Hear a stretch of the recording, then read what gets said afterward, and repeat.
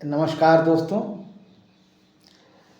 मैं doctor Dharmendra Kumar Tripathi, assistant professor भूगोल विषय, किसान पीजी कॉलेज बहराइच, अपने यूट्यूब चैनल डॉक्टर धर्मेंद्र के त्रिपाठी में आप सभी का बहुत बहुत स्वागत करता हूं। दोस्तों, आज का विषय है हमारा जलवायु, क्लाइमेट। जलवायु दोस्तों किसी विशेष स्थान पर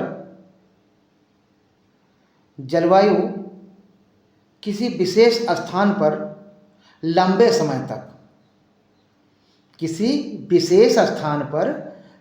समय तक वायुमंडलीय स्थितियों को जलवायु कहा जा सकता है।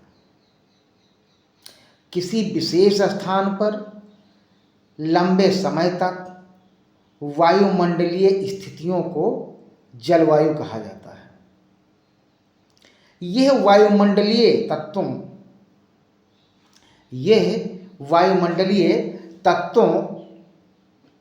तथा उनके विभिन्न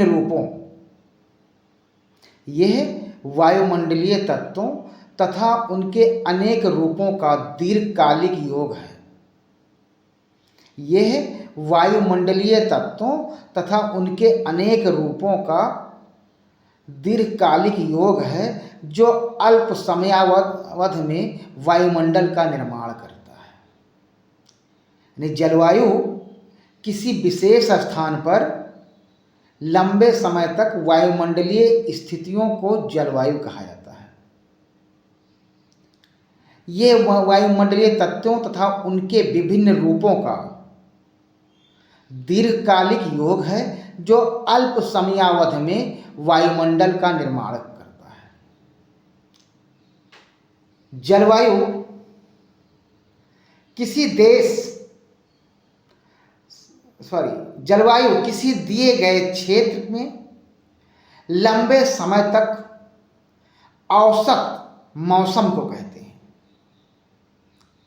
यानी जलवायु किसी दिए गए क्षेत्र में लंबे समय तक औसत मौसम को जलवायु कहते हैं। जलवायु के विवरण में अनेक मौसमों में औसत तापमान, वर्षा और धूप जैसी जानकारी शामिल होती है। इसके अलावा चरम स्थितियों का विवरण भी इसमें शामिल होता है। जलवायु किसी दिए गए क्षेत्र में लंबे समय तक औसत मौसम को कहते हैं।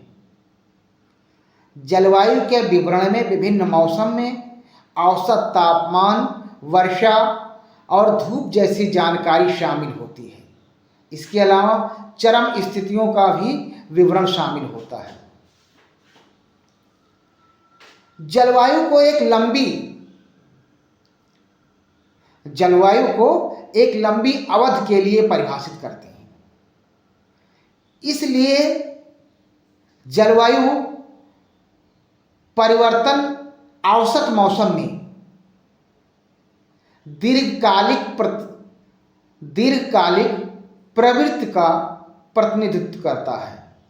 यानी जलवायु को एक लंबी अवधि के लिए परिभाषित करते हैं। जलवायु को एक लंबी अवधि के लिए परिभाषित करते हैं। इसलिए जलवायु परिवर्तन औसत मौसम में दीर्घकालिक प्रवृत्ति का प्रतिनिधित्व करता है। ये किसी विशेष मौसम घटना होने की संभावना को बदलता है। जलवायु किसी विशेष मौसम घटना होने की संभावना को बदलता है। जैसे जैसे समय बीतने के साथ बहुत कम तापमान की संभावना कम होती जा सकती है। जैसे समय बीतने के साथ बहुत कम तापमान की संभावना कम होती जा सकती है।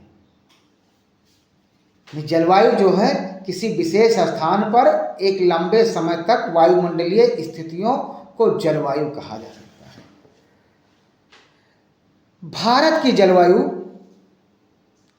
उष्ण मानसून प्रकार की है। भारत की जलवायु को देखा जाए तो ये उष्ण मानसूनी प्रकार की जलवायु है। मानसून शब्द अरबी भाषा के मौसम शब्द से लिया गया है। यानी भारत की जलवायु उष्ण मानसूनी प्रकार की है और मानसूनी शब्द अरबी भाषा के मौसम शब्द से लिया गया है। इसका तात्पर्य यह है कि ऋतु परिवर्तन के साथ साथ ऋतु परिवर्तन के साथ साथ मानसून पवनों की दिशा तथा वर्षा करने की क्षमता में परिवर्तन आ सकता है। देखा जाए तो भारत की जलवायु जो है उष्ण मानसूनी प्रकार की है और मानसून शब्द की उत्पत्ति अरबी भाषा के मौसम शब्द से लिया गया है, जिसका तात्पर्य है कि ऋतु परिवर्तन के साथ साथ मानसून पवनों की दिशा तथा वर्षा करने की क्षमता में परिवर्तन आ जाता है। मानसून पवनों की व्यवस्था भारत और दक्षिण पूर्व एशिया के बीच एकता को बल प्रदान करती है। मानसून पवनों की व्यवस्था भारत और दक्षिण पूर्व एशिया के बीच एकता को बल प्रदान करती है। मानसून जलवायु की व्यापक एकता के इस दृष्टिकोण से किसी को भी जलवायु की प्रादेशिक भिन्नताओं की उपेक्षा नहीं करनी चाहिए। यही भिन्नता भारत के विभिन्न प्रदेशों के मौसम और जलवायु को एक दूसरे से अलग करती है। जैसे दक्षिण में केरल तथा तमिलनाडु की जलवायु उत्तर में उत्तर प्रदेश तथा बिहार की जलवायु से अलग है। दक्षिण में केरल और तमिलनाडु की जलवायु उत्तर में उत्तर प्रदेश और बिहार की जलवायु से बिल्कुल अलग है। फिर भी इन सभी राज्यों की जलवायु मानसून प्रकार की है। फिर भी देखा जाए तो इन सभी राज्यों की जलवायु जो है वो मानसूनी प्रकार की है। भारत की जलवायु में अनेक प्रादेशिक विभिन्नताएं भारत की जलवायु में अनेक प्रादेशिक भिन्नताएं हैं, जिन्हें पवनों के प्रतिरूप एवं शुष्कता की मात्रा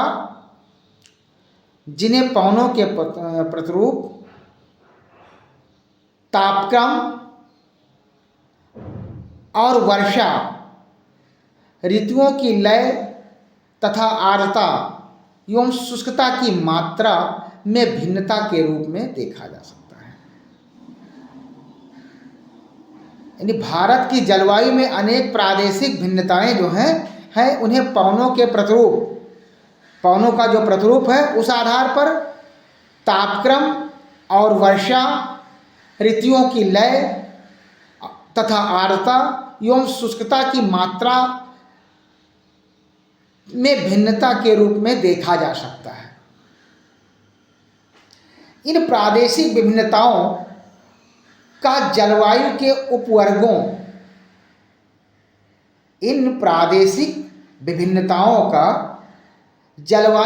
उपवर्गों के रूप में वर्णन किया जा सकता है। गर्मियों में पश्चिमी मरुस्थल में तापमान गर्मियों में पश्चिमी मरुस्थल में तापक्रम कई बार 50 डिग्री सेंटीग्रेड को स्पर्श कर लेता है या उससे अधिक निकल जाता है, जबकि सर्दियों में लेह के आसपास का तापमान -45 डिग्री सेंटीग्रेड जबकि ठंडी के दिनों में लेह का तापमान -45 डिग्री सेंटीग्रेड तक गिर जाता है। और उसी रात को तिरुवनंतपुरम अथवा चेन्नई के तापमान में 20 डिग्री सेंटीग्रेड या 22 डिग्री सेंटीग्रेड रहता है। भारत में एक स्थान से दूसरे स्थान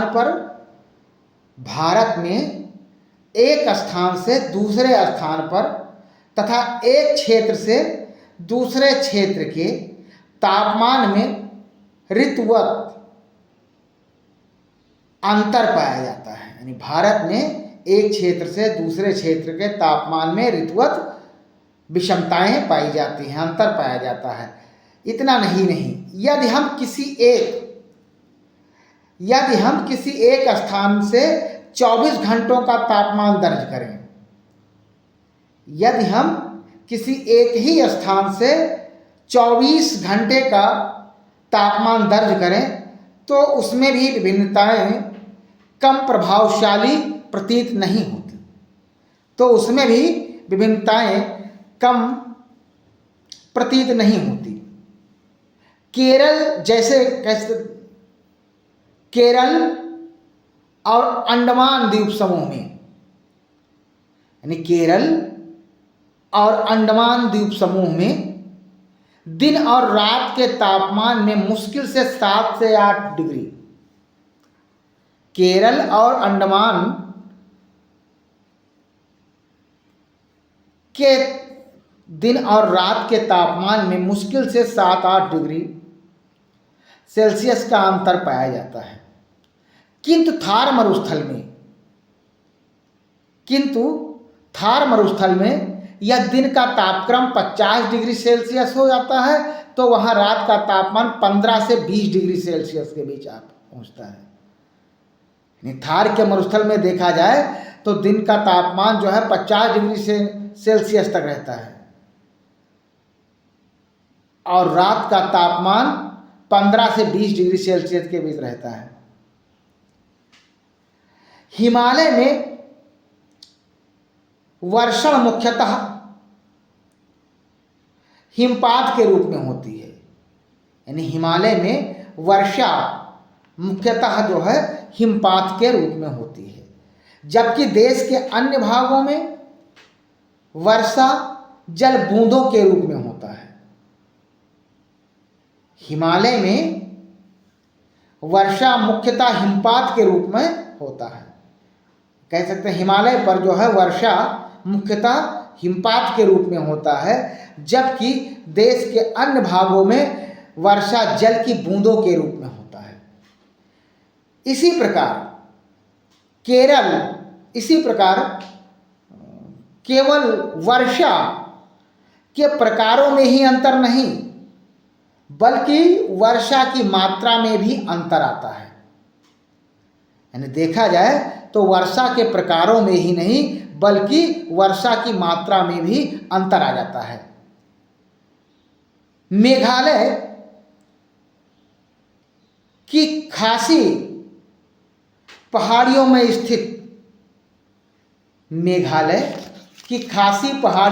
स्थित चेरापूंजी और माउसिन राम में 1080 सेंटीमीटर से ज़्यादा वर्षा होती है, जबकि इसके विपरीत राजस्थान के जैसलमेर में औसत वार्षिक वर्षा 12 सेंटीमीटर होती है।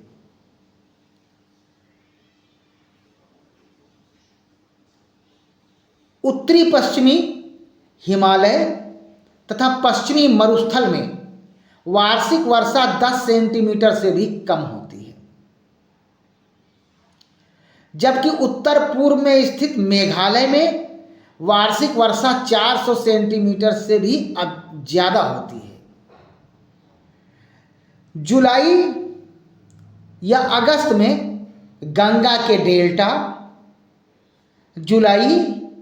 अगस्त में गंगा के डेल्टा तथा उड़ीसा के तटीय भागों में, उड़ीसा के तटीय भागों में हर तीसरे या पांचवें दिन प्रचंड तूफान मूसलाधार वर्षा करते हैं। जुलाई या अगस्त में गंगा के डेल्टा तथा उड़ीसा के तटीय भागों में हर तीसरे या पांचवें दिन प्रचंड तूफान मूसलाधार वर्षा करते हैं। जबकि इन्हीं महीनों में मात्र 1000 किलोमीटर दूर दक्षिण स्थित तमिलनाडु, जबकि इन्हीं महीनों में मात्र 1000 किलोमीटर दूर दक्षिण में स्थित तमिलनाडु का कोरोमंडल तट शांत और शुष्क रहता है। देश के अधिकांश भागों में वर्षा जून और सितंबर के मध्य होता है। देश के अधिकांश भागों में वर्षा जून और सितंबर माह के बीच में होता है। किंतु देखा जाए तो तमिलनाडु के तटीय प्रदेशों में वर्षा शरद ऋतु अथवा जाड़ों में आरंभ होती है। इन सभी भिन्नताओं और विविधताओं के बावजूद भारत की जलवायु अपनी लय और विशिष्टता में मानसूनी है। जलवायु को प्रभावित करने वाले कारकों में देखा जाए तो जलवायु को प्रभावित करने वाले कारक जो हैं निम्न प्रकार से हैं। भारत की जलवायु को नियंत्रित करने वाले अनेक कारक हैं। भारत की जलवायु को नियंत्रित करने वाले अनेक कारक हैं, जैसे अरब सागर के चारों ओर तापमान की उच्च स्थिति। अरब सागर के चारों ओर तापमान की उच्च स्थिति गर्मियों में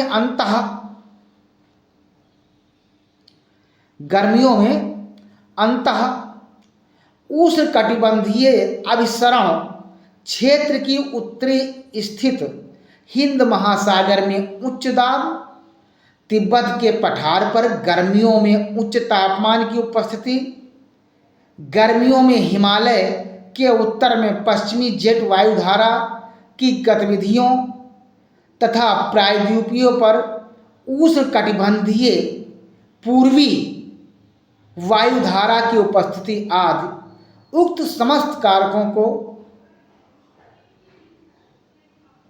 मोटे तौर पर दो समूहों में विभक्त किया जाता है, स्थित तथा उच्चावच संबंधी कारक और दूसरा है वायुदाब एवं पवन संबंधी कारक।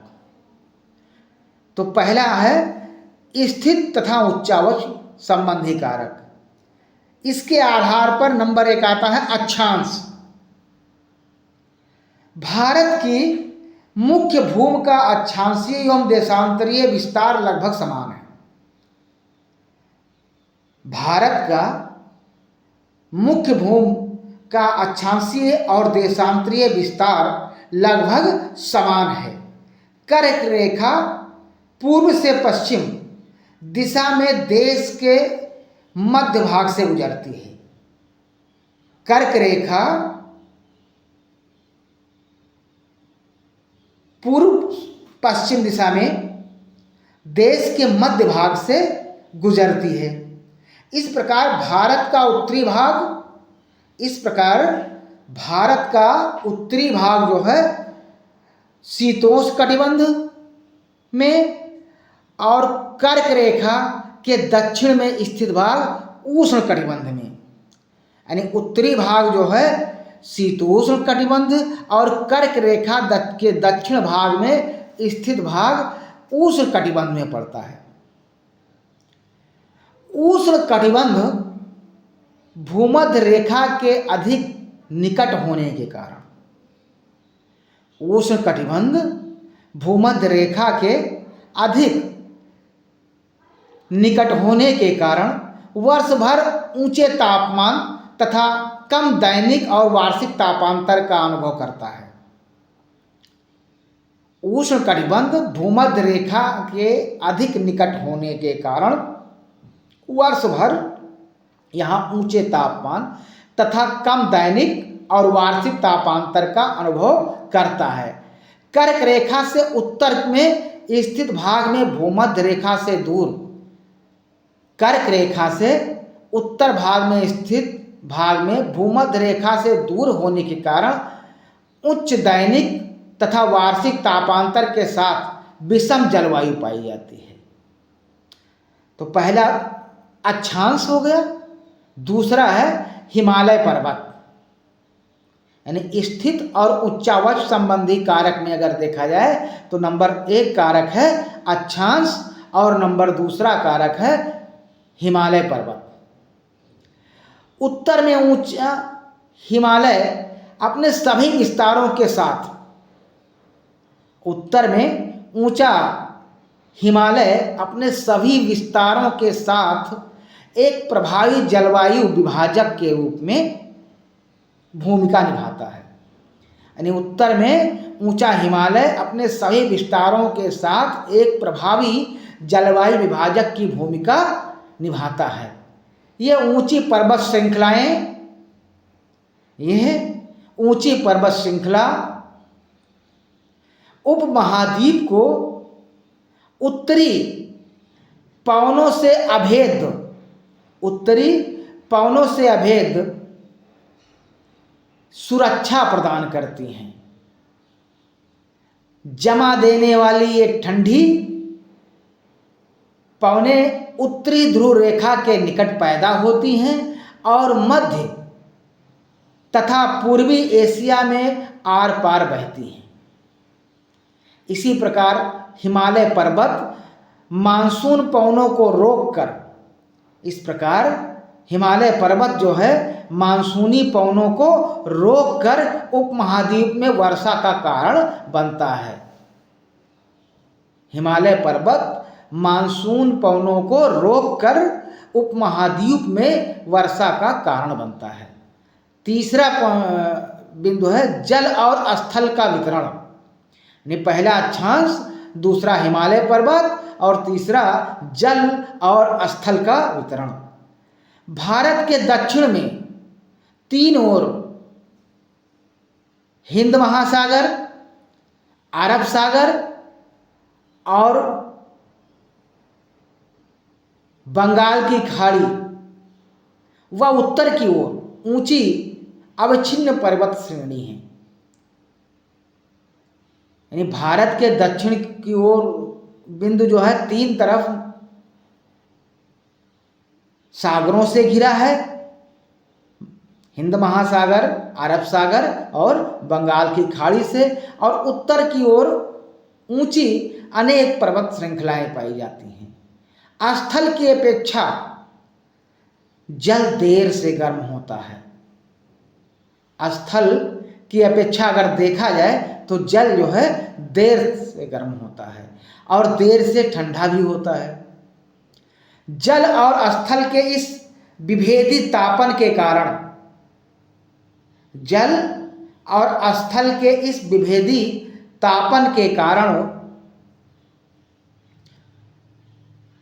भारतीय उपमहाद्वीप में विभिन्न ऋतुओं में विभिन्न वायुदाब प्रदेश विकसित हो जाते हैं। ये स्थिति होने के कारण भारतीय उपमहाद्वीप में विभिन्न ऋतुओं में अनेक वायुदाब प्रदेश विकसित हो जाते हैं। वायुदाब में भिन्नता मानसून पवनों के उत्क्रमण का कारण बनाती है। और अगला पॉइंट है समुद्र तट से दूरी। पहला अक्षांश, दूसरा हिमालय पर्वत, तीसरा जल और स्थल का वितरण और चौथा है समुद्र तट से दूरी।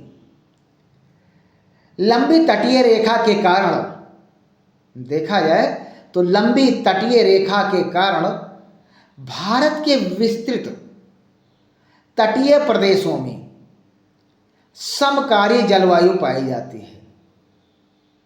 भारत के तटीय प्रदेशों में समकारी जलवायु पाई जाती है।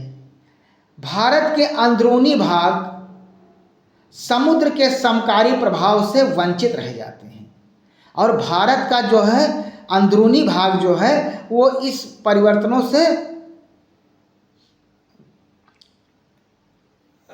वंचित रह जाता है, इस परिवर्तनों से वंचित रह जाता है।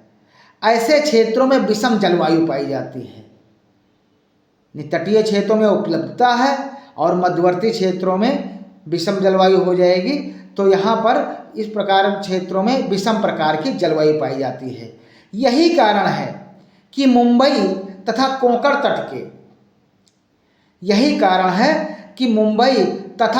तट के निवासी तापमान की विषमता और ऋतु परिवर्तन का अनुभव नहीं कर पाते।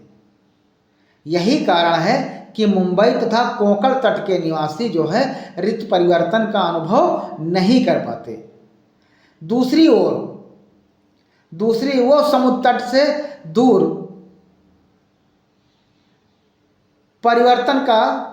समुद्र तट से दूर आंतरिक भागों में स्थित दिल्ली, कानपुर और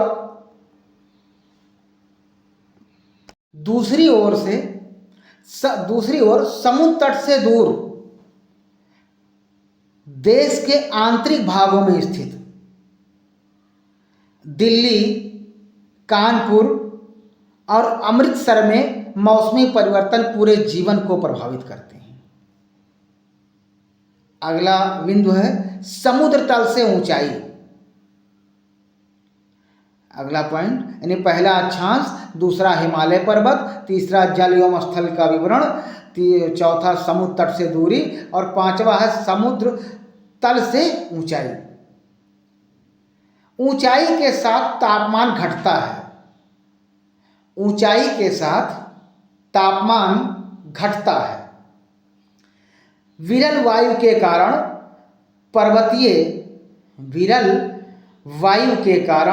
पर्वतीय प्रदेश मैदानों की तुलना में अधिक ठंडे होते हैं। विरल वायु के कारण पर्वतीय प्रदेश मैदानों की तुलना में अधिक ठंडे होते हैं। आगरा और दार्जिलिंग एक ही अक्षांश पर स्थित है। आगरा और दार्जिलिंग एक ही अक्षांश पर स्थित है, किंतु जनवरी में आगरा का तापमान 16 डिग्री सेंटीग्रेड जबकि दार्जिलिंग का 4 डिग्री सेंटीग्रेड होता है। अगला है उच्चावच। भारत का भौतिक स्वरूप अथवा उच्चावच तापमान, वायुदाब, पवनों की गति एवं दिशा तथा ढाल की मात्रा और वितरण को प्रभावित करता है। भारत का भौतिक स्वरूप जो है वो तापमान, उच्चावच, पवनों की गति, दिशा, ढाल की मात्रा, वितरण को प्रभावित करता है। जून और जुलाई के बीच पश्चिमी घाट तथा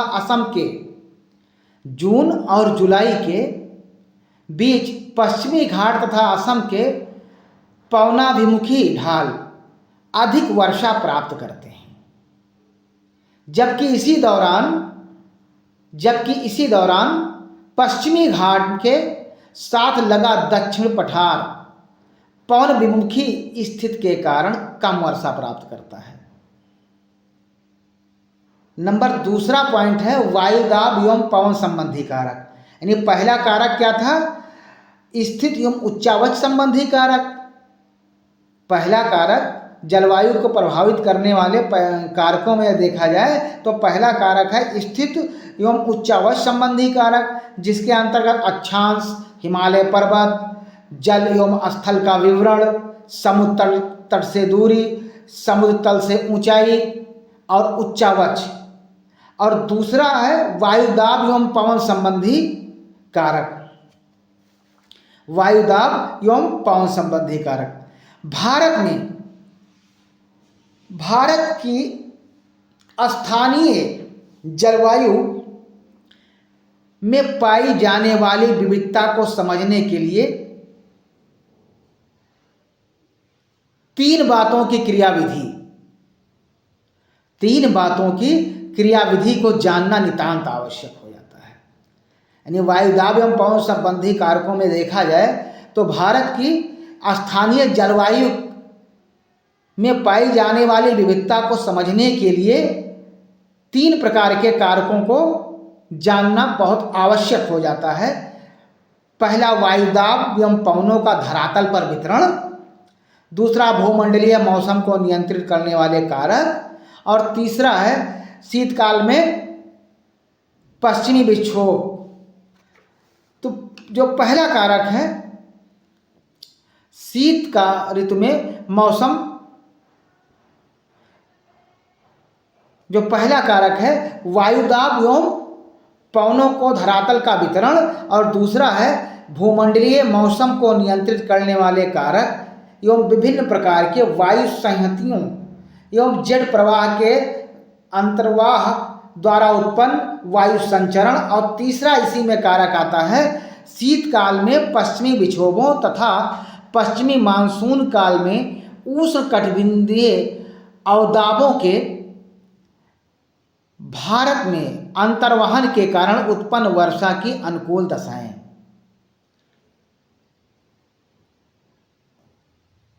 उम्मीद है दोस्तों कि भारत की जलवायु के बारे में जो बताया गया है आज आप लोगों तक समझ में आ रहा होगा। मिलते हैं एक नए विषय के साथ, तब तक के लिए नमस्कार।